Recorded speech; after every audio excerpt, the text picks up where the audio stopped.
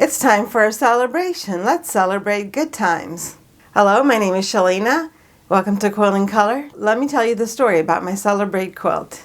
This quilt was started as a challenge. Paula at thequilter.blogspot.com and her friend were challenging each other to make a quilt out of this fabric, this background fabric. And I joined along with them, and Paula was kind enough to send me a yard of the fabric. So I was able to join them in the challenge.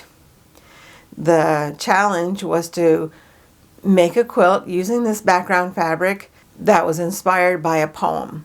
Now, I'd already been thinking about starting a quilt that I could put on the wall for when we had family gatherings and we were celebrating something like a birthday or a holiday. And so this sounded like a great idea for me to just join them in the challenge and do two things at the same time. And so I decided to call my quilt Celebrate as a way to fit the challenge rules. I was thinking about the song Celebrate Good Times by Kool and the Gang.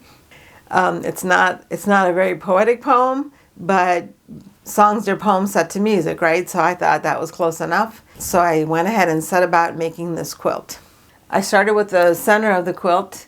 I was looking at these squares with the little tiny squares in between them, set on point. I think I must have seen a pattern already somewhere, but I think I reverse engineered it. I'm not sure whether or not I actually use a pattern to make parts of this quilt or not. But I had chosen some fabric to combine with this, and then I went to a sale at Quilt Beginnings and found these beautiful fabrics that go with this quilt.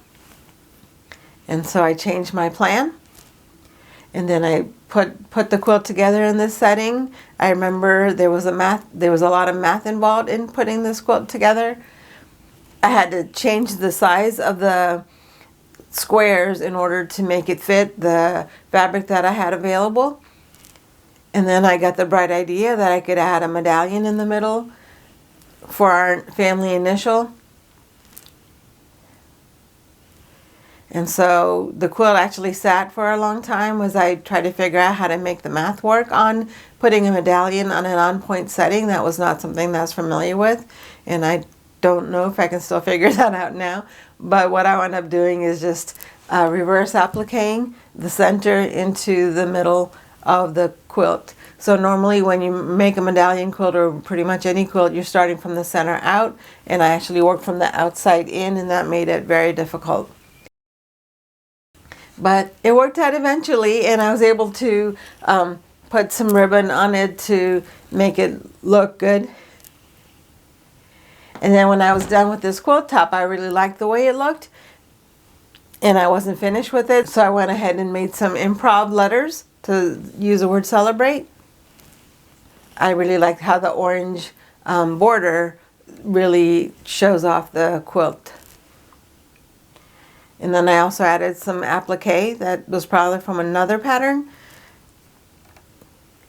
And I really like the way the fabrics look also on this quilt. It looks a lot like spring, which is maybe not so good for a family gathering quilt because most of our family gatherings on the second half of the year. But also I decided that I didn't really want a quilt that was for gatherings because then you end up having the same quilt on the wall every time, and I'm not really sure that's a good idea either, because then all your pictures over the year will have the same quilt in the background.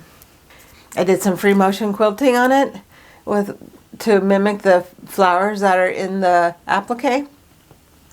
And then after I finished with that, I really was happy with this, and I was looking at signature quilts, and so I decided that I was just going to, since I had the plain sashing that was easy enough to be able to see through, I asked my family members to sign the quilt. So it's a nice reminder too that people had put their signatures on the quilt, and some of them added extra motifs to make it even more special. So this quilt was started in 2007, and the first deadline for the quilt was extended, and then I wound up missing the second deadline by several years, and so it was It was finished in the fall of 2011. I was trying to make it finish on September 10th, 2011, 9/10/11, just for a fun date to put it on the quilt. But I was not able to finish it on time. I was just off by a day, so it finished on September 11th, which is not quite as nice a day for a celebration quilt.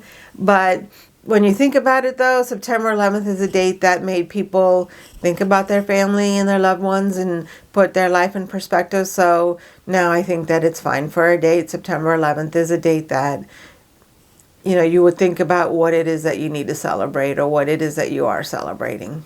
So I was really happy with the way this quilt turned out. Let me show you the back. Has this wonderful spirograph fabric that one of my blogging friends sent to me.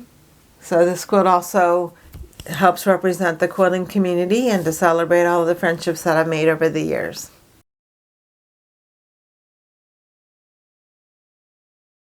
This video is part of a series of videos where I show you each of the quilts that I've made over the years. Just showing you each of my quilts one at a time and telling you the story behind the scenes. If you want to see more of these, please subscribe to the channel so you don't miss any of them. I'm going to place a link here where you can see the other quilts that I've made in this series. Thank you for watching. I appreciate all of your support, and we'll see you in the next video. Let's celebrate good times. Celebrate good times. Come on.